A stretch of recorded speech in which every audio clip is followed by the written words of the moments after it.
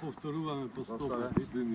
Последниот пат пробувавме од комшијата Рабита и од затворник на лиценцијата, он повикал приватно за да покуша. И он се појави на ограда и почна да не вреѓа, ќе ви удава тоа. Ни Фуркан не може да ве спаси. Ни Фуркан ќе ве спаси, ни никој, ни премиерот, ни Путин, ќе ви иселам од овде.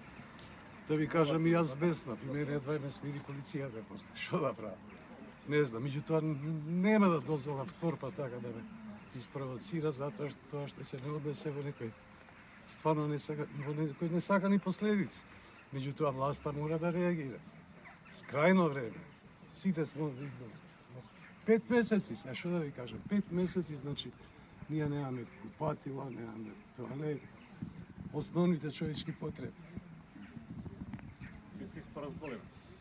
Почнува да мириса, значи, по дворовите, што изфрламе водата надвор и тоа.